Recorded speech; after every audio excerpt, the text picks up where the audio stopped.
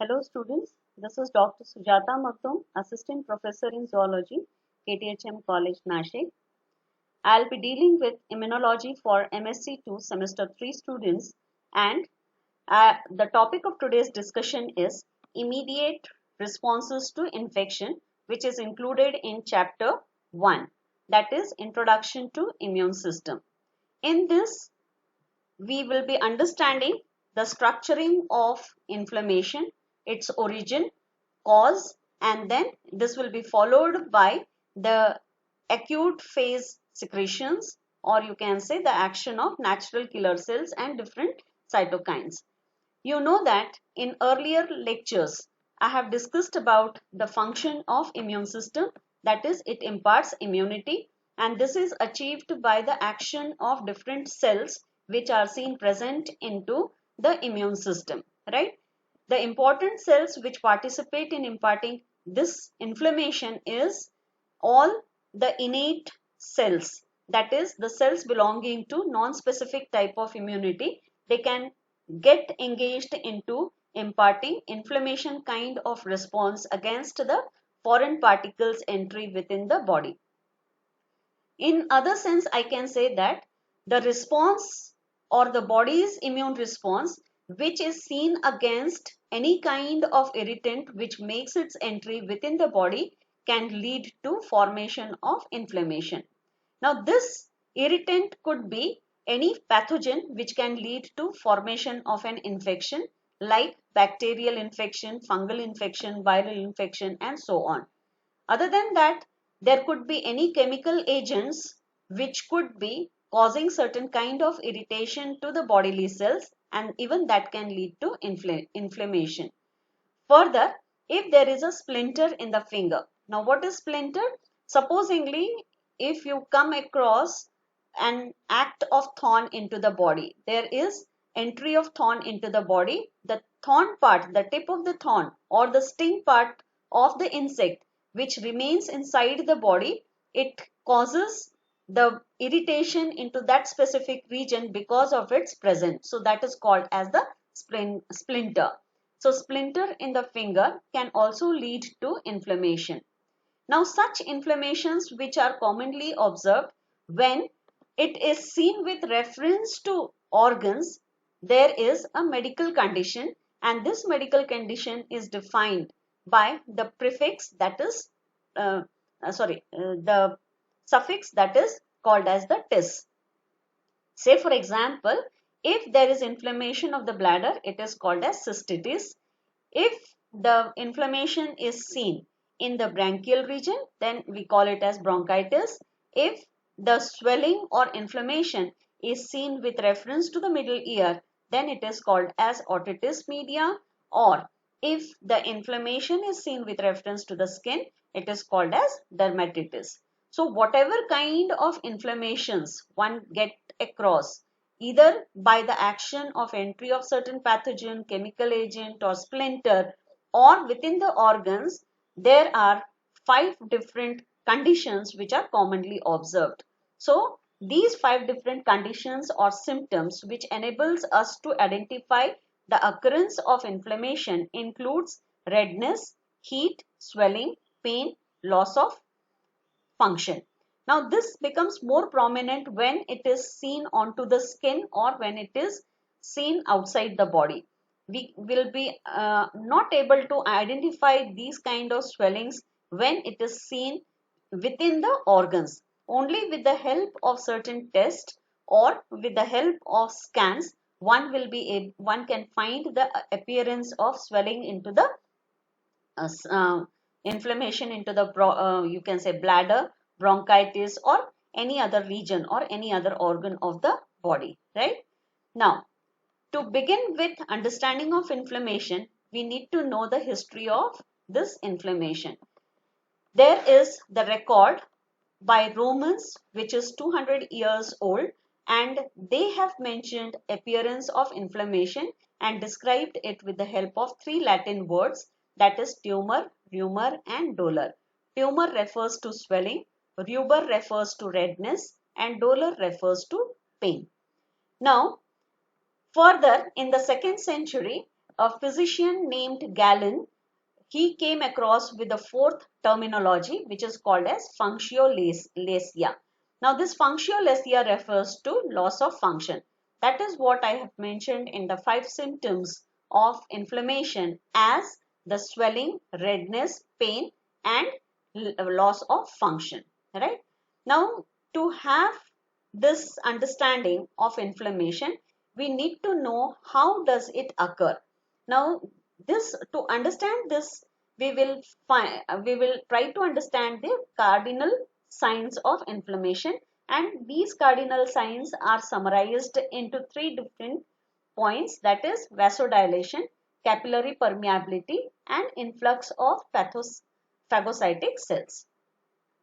Let us understand vasodilation. Vaso refers to vascular region, or you can say vessels into the body, and you know that our body is comprising of different types of blood vessels, that is both arteries as well as veins, and associated with them are the capillaries that can be distinguished as arterioles and venules. So these arterioles or venules, they undergo the process called as enlargement, and this feature of enlargement of capillaries is defined as vasodilation. So we would like to understand why this vasodilation occurs. Suppose there is an infection, a pathogen enters into the body through the cut. Obviously, because of the cut, the bodily cells are getting damaged.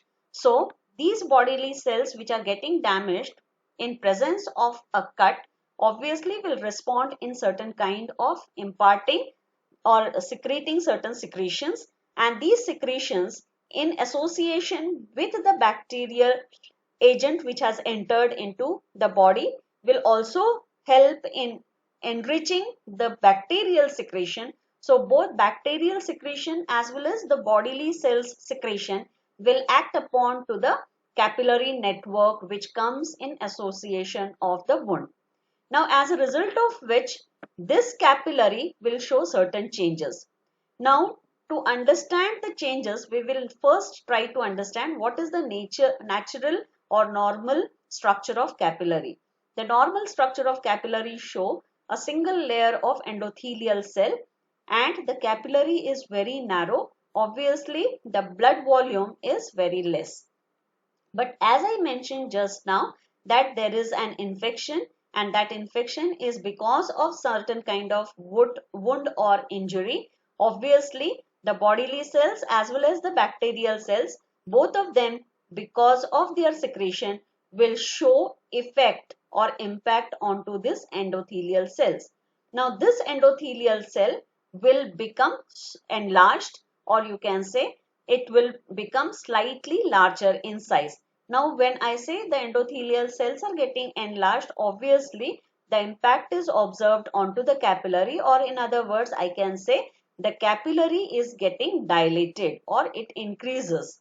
So, this increase or dilation of the capillary will loosen the lining of endothelial cell, causing small gaps which will be seen arising in between these cells. And these gaps, they are the sites through which the fluid part from the blood will be oozing out into the surrounding area of the infection, right? So when this surrounding area of the infection will be associated with the bodily fluid, that means now can say that we are talking about the capillary permeability, or we can say the secretions of the bodily cells as well as the bacteria has led to increasing the permeability of the capillaries. Now, why capillary permeability is increased? As I said, the capillaries are dilated, and so the cells, because they are loose, so they are not closely associated, and therefore there is a chance of seepage of bodily fluid into the surrounding media from the blood capillaries, right? So that is what I meant with capillary permeability. Further, now when we have understood these two terminologies, that is vasodilation and capillary permeability, what is its effect?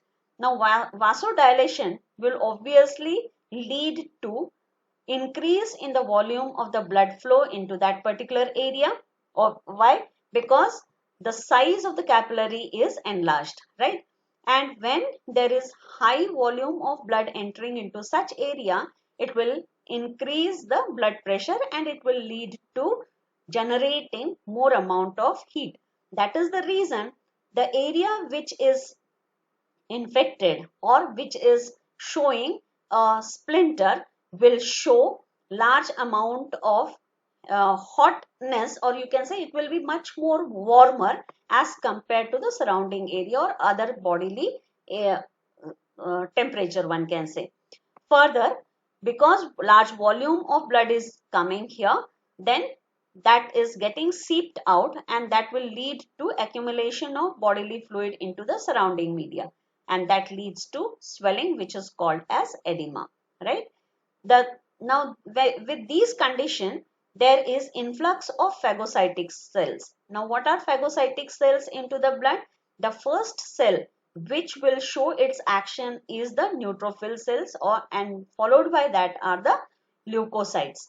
You know that both the neutrophils as well as leukocytes or white blood cells, they are concerned with a process called as phagocytosis, wherein the foreign particles are engulfed and the pathogens, they are killed, or the foreign particles, they are killed. So this influx of phagocytic cells point in case of inflammation, we will try to understand under three subtopics, that is margination, then diapedesis, or it is also called as extravasation, and third one is called as chemotaxis, right? Now what is chemotaxis? These chemotactic agents, these are regulatory proteins which are with low molecular weight, and sometimes the byproducts of the complement system, specifically the C58 and C38. The C stands for complement. So C58 and C38 along with N-formyl peptides. Now what is N-formyl peptide? N-formyl peptide is the peptide which is formed by breaking of the bacterial proteins, right? So collectively here you can see the secretions like chemokines or products of complement. These are the products of the host body, whereas N-formyl peptide, it is the product of the infecting organism, that is the bacteria. So as I mentioned few minutes back, that both the bodily cells secretion as well as the pathogenic secretion will show its interaction with the capillary cells, that is the endothelial cells. So here this interaction leads to these interactions will lead to loosening of the blood capillary, and that causes the seepage, causing edema or erythema, that is causing redness to the infected area. So how does this occur? It occurs, as I said, with the help of neutrophils, which will be showing the phenomena called as migration.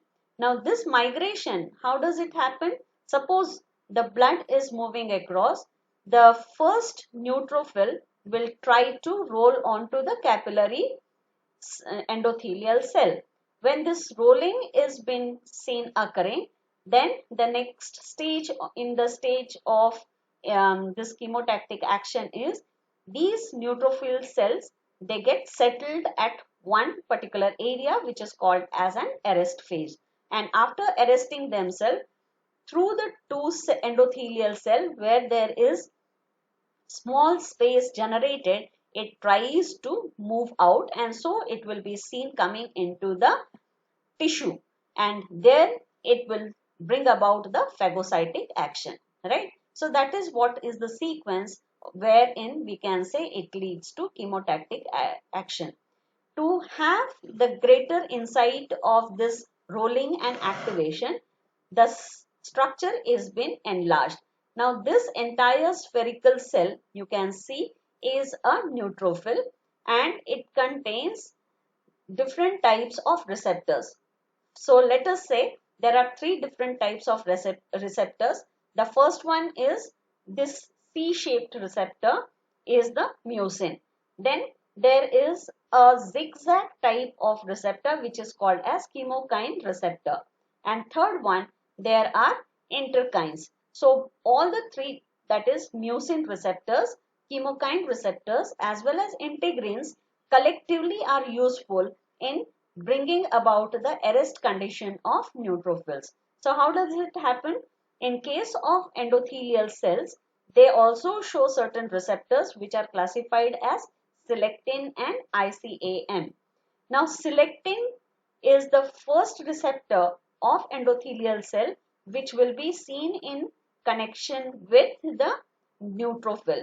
That means here when the cell is rolling, wherever the mucin receptors are present and they get associated with the selectin, then the neutrophil becomes activated. Activated means it will stop rolling and then it will try to show its interaction with the endothelial cell. So at the first stage, the mucin has interacted with selectin and this endothelial cell will start showing interaction or stimulation, and so it will release the chemokine secretion. This chemokine secretion, which is shown in red elliptical shape, will be seen binding with chemokine receptors. So now the neutrophil and endothelial cells, there are two different receptors which are in communication with one another, that is the mucin receptors and the chemokine receptors, and followed by this will lead to a strong connection between the cell and the endothelial cell, that is neutrophil and endothelial cell, because there will be change in configuration observed into the neutrophil cell because of association of mucin receptors and chemokine receptors to the endothelial cell. So here you can see the first picture of integrin. I have shown crossed. That means it is seen in inactive condition. And this inactive condition will come to its activated state, or it will become open when the structural integrity of the neutrophil changes. And when this structural integrity changes, it changes only when the mucin binds with the selectin of endothelial cell and the chemokine which are released by endothelial cell because of the action between the mucin and selectin. So this chemokine will bind with the chemokine receptors. So now these two together will change or will have an impact onto the cell structure of neutrophil, leading to opening of integrin. And this integrin, it further binds with the second type of receptors into the endothelial cells which are called as ICAM. And this entire binding of three receptors leads to the arrest condition of the neutrophil cells. Now this is the summarized picture of what we have understood in case of events of inflammation. I'll just quickly give you a recap. Now there is a pin which, or you can say a small glass piece invading into the skin. This is the skin and there is an invasion. So what I can say, there is a splinter into the skin. Now this splinter has caused tissue damage, because of which there is chances of pathogen to make its entry. So bacteria, they enters into the body. So this tissue will get disturbed because of the splinter which has entered or which has come into the skin, as well as the bacterial organisms which are entering into the body.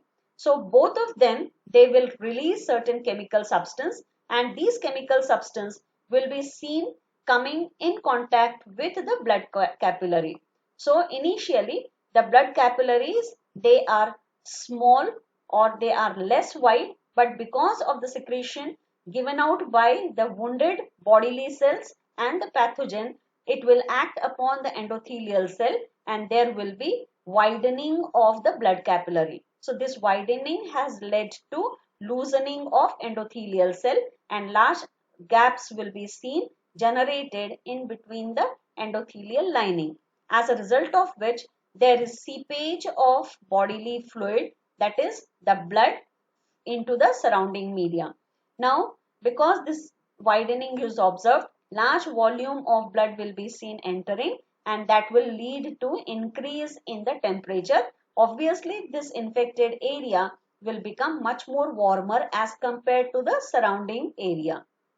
And as there is seepage of plasma or the blood, you can say, I can say that in this wounded region there will be reddening observed. So that is what we have seen with reference to the 5 symptoms of inflammation. That is, first is reddening. So why reddening? Because of oozing of the bodily fluid. Then the second is, as there is oozing of bodily fluid which gets accumulated into the infected region, obviously this will lead to swelling. So the second point is swelling.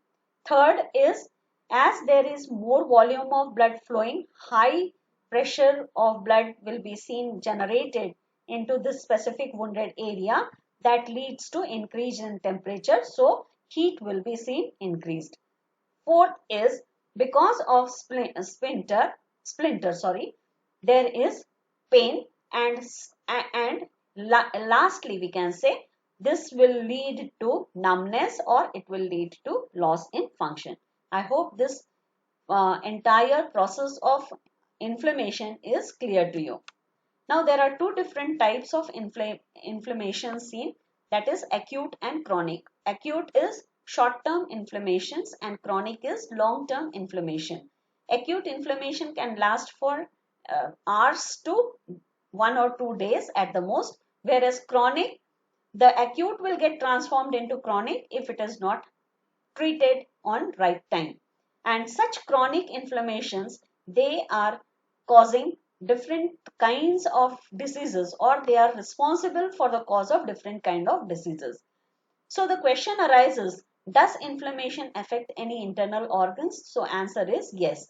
Say for example, if there is an inflammation in the heart region, then the disease is called as myocarditis. If the inflammation is seen in the kidney, that is called as nephritis. And if there is nephritis, it leads to kidney failure. If there is carditis,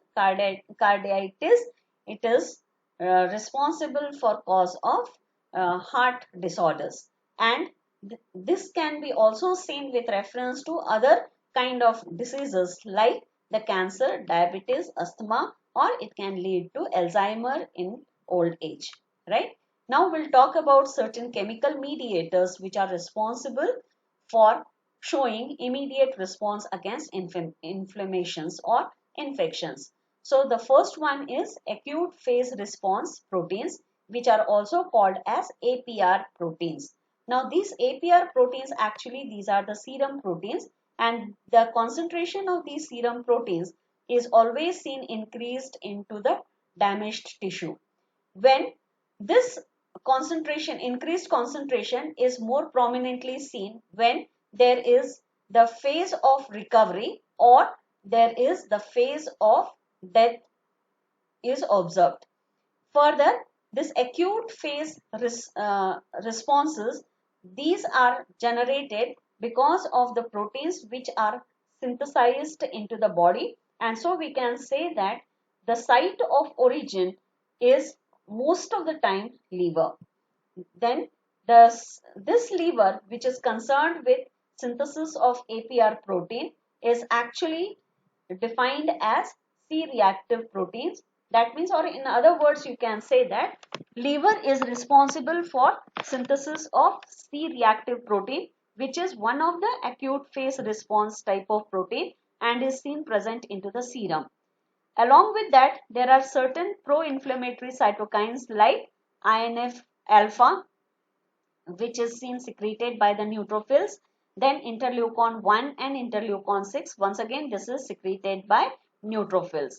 Then site of origin of these acute phase response protein is at distant place from the infected area. That means, because if I say that the APS, say for example C-reactive proteins are synthesized in liver, and if the infection or the splinter is in the finger, obviously there is quite a large distance seen between the site of infection and the site of synthesis of APR proteins, right?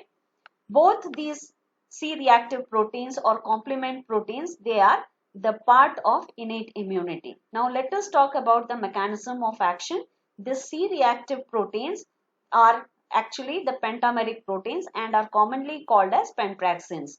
These pentraxins, they have the ability to interact with calcium dependent reactions wherein they make their association with the polysaccharides or phosphoryl choline, which is seen present into the surface of bacterium or microbes respectively. Further, when there is association of C-reactive proteins with the surface proteins or surface polysaccharides of bacteria and microbes, it causes clearance of the pathogen by bringing about the lytic action or by undergoing the phagocytic activity. And this way, the process of clearing of pathogen is observed. The second type of chemical mediators are interferons. These interferons, these are soluble antimicrobial peptides or molecules, and the best example to quote is defensin and cathelidins. Now these defensin and cathelidins, these are actually the types of soluble type of antimicrobial peptides. They are always seen secreted locally, and so we can say that the site of synthesis is the site of infection or the injury. This is what is the difference seen between the APR as and that of interferon. APR, the site of synthesis is far off from the infection point, whereas interferons, they are seen locally secreted at the site of infection itself. Large or wide range of interferons are available and they are explored in humans, frogs, flies, nematodes and plants, and these are being peptides comprised of 6 to 59 amino acid residues which are always positively charged amino acid.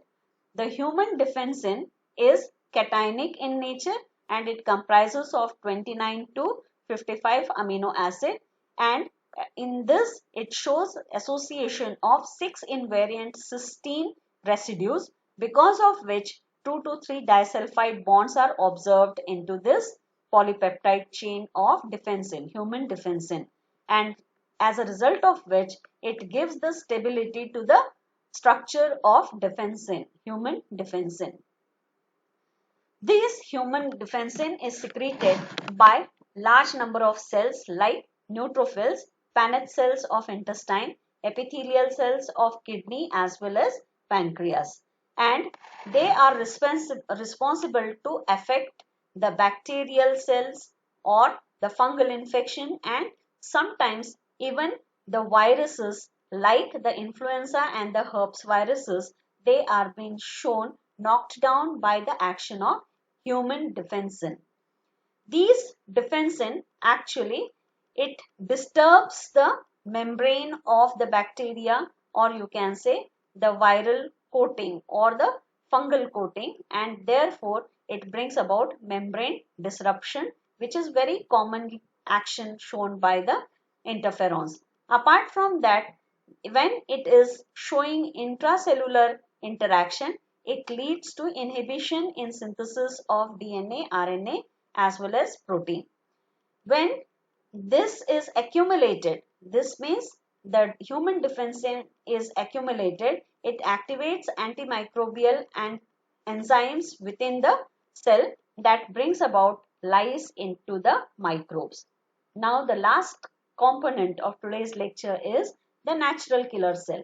Now concentrate on this structure. The natural killer cells, these are large lymphocytes, and these lymphocytes, they have two important types of receptors, that is activator receptors and inhibitory receptors. Now importance of inhibitory receptor is its structure is complementary to the structure of the self-healthy cell. That means it can identify the this, or it can distinguish between the self and the non-self cell. Now what is self cell?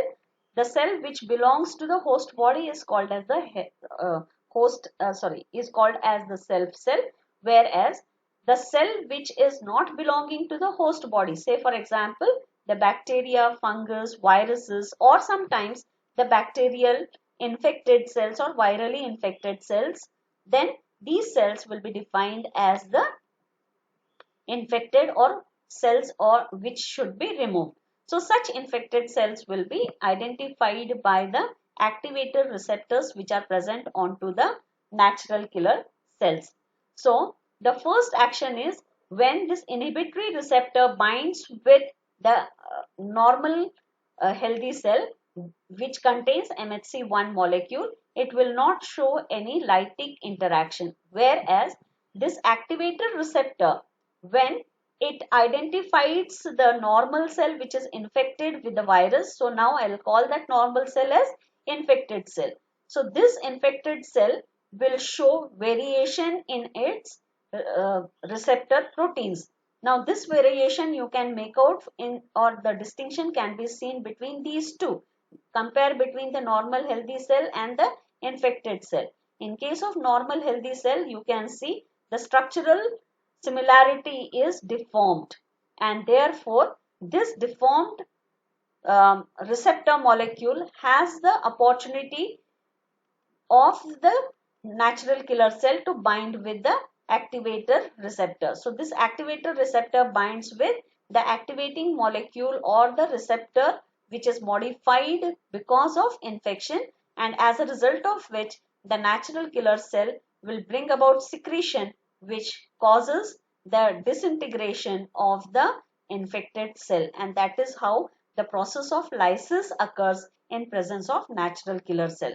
Sometimes it is seen that this natural killer cell not only brings about the lytic action, but it supports in activating the dendritic cell.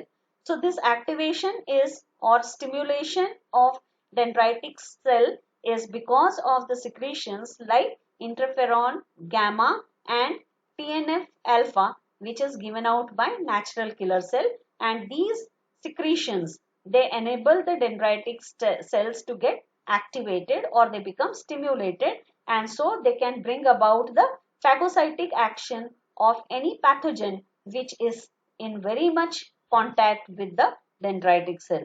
And in this way, the process of imparting immunity by natural killer cell either by lytic or the phagocytic action is achieved into the host body. I hope it is clear to you. In the next lecture, I'll be talking about the self and non-self cells. Till then, stay home, stay safe. Thank you.